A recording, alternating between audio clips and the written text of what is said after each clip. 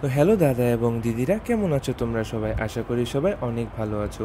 তো অনেক দিন পর আজকে আমরা চলে এসলাম আরও একটা ব্লগ নিয়ে। হঠাৎ গ্রামে একটা কাজ পড়ে যাওয়াতে আজকে আমরা গ্রামে যাচ্ছি। তো ফার্স্টে আমরা বাসা থেকে বের হয়ে পড়লাম। তো এই হচ্ছে আমাদের ফার্ম গেটের ওভারভিউ। ভিউটা সকালবেলা খুবই জোশ থাকে। তারপর আমরা হাঁটতে হাঁটতে আনন্দ সিনেমা হল ক্রস করে এসে পড়লাম ফার্ম গেটের ওভারব্রিজে, যেটা পার হয়ে আমরা গুলিস্তানে যাওয়ার বাসে উঠবো। তো এই হচ্ছে আমাদের ফার্ম গেটের ওভারব্রিজ। তো সকালের ভিউটা খুবই সুন্দর। তারপর আমরা ব্রিজটা পার করে ব্রিজের অপোজিট সাইডে এসে পড়লাম, যেখান থেকে আমাদের গুলিস্তান যাওয়ার বাস পাওয়া যায়।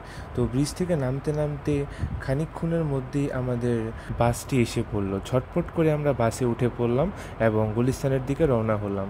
তো এই হচ্ছে আমাদের বাসের ভিতরকার ওভারভিউ। তো বাস দিয়ে যখনই আমি ইউনিভার্সিটিতে যাই অথবা গ্রামে যাই, বাইরের যে ভিউটা রয়েছে সেটা কখনোই মিস করি না, কারণ কি যে সুন্দর দেখতেই না লাগে। তো তারপর আমরা বাসের মধ্যে বসে বসে কিছুক্ষণ সময় কাটালাম এবং আশপাশের ভিউ দেখলাম। এই হচ্ছে আমাদের রমনা পার্ক। রমনা পার্কে আসার স্বপ্নই রয়ে গেল। তো যাই হোক, তারপর বাসটি আমাদের পৌঁছে দিল গুলিস্তানে। তারপর আমরা ঝটপট করে নবকুলি বাসে উঠে পড়লাম, যেটা কিনা আমাদের পৌঁছে দেবে আমাদের গন্তব্যে, আমাদের গ্রামে। তো এই হচ্ছে আমাদের নবকুলি বাসের ভিতরকার ভিউ। তো বাসে বসতে না বসতেই আমাদের নবকুলি বাসটি গুলিস্তান ত্যাগ করে রওনা হলো বান্দুরার দিকে, যেটা কিনা আমাদের গ্রামের বাড়ি। তো এই হচ্ছে আমাদের বাবুবাজার ব্রিজ, যেটা দিয়ে আমরা বান্দুরা যাব। তো এইটা হচ্ছে আমাদের কেরানীগঞ্জ।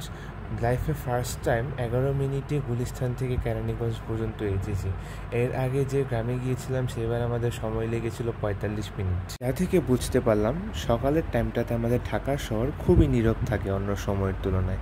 তো যাই হোক, তারপর আমরা ঢাকা থেকে গ্রামে যাওয়ার সময় যে প্রাকৃতিক সৌন্দর্যটা রয়েছে সেই সৌন্দর্যটা লুফে নিলাম। আর যাই বলো, ঢাকা থেকে গ্রামে যাওয়ার সময় যে ভিউটা রয়েছে সেটা আমি কখনোই মিস করি না, কারণ কি মনে হয় যে এই ভিউটা মিস করলে লাইফে অনেক কিছুই মিস করে ফেলবো। জ্যাম খুব কম পরিমাণে থাকায় আমরা আমাদের দ্বিতীয় ব্রিজ পার করে খুব তাড়াতাড়ি টিকিটপুর এসে পড়লাম।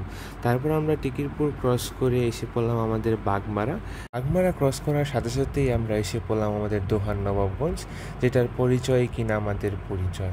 দোহার নবাবগঞ্জ ক্রস করার সাথে সাথে আমরা পৌঁছে গেলাম কলাকোপার কোকিলপাড়ি স্কুলের সামনে। এখানকার পরিবেশটাও খুবই সুন্দর এবং নীরবতর। তারপর আমরা পৌঁছে গেলাম আমাদের Bandra holy cross school and কলেজের সামনে, সেই আমাদের ঐতিহাসিক স্কুল। এখান থেকে আমি আমার স্কুল লাইফ এবং কলেজ লাইফ শেষ করেছি। অনেক স্মৃতি জড়িয়ে আছে এই স্কুলের সাথে। তারপর আমরা পৌঁছে গেলাম আমাদের গন্তব্যে। ঝটপট করে বাসে থেকে নেমে পড়লাম। তো এই ছিল আমাদের আজকের ব্লগে। আপনাদের যদি আমার ব্লগটি ভালো লেগে থাকে আমার চ্যানেলটিকে সাবস্ক্রাইব করবেন এবং আমার ভিডিওটিকে অবশ্যই লাইক করবেন। ধন্যবাদ সবাইকে।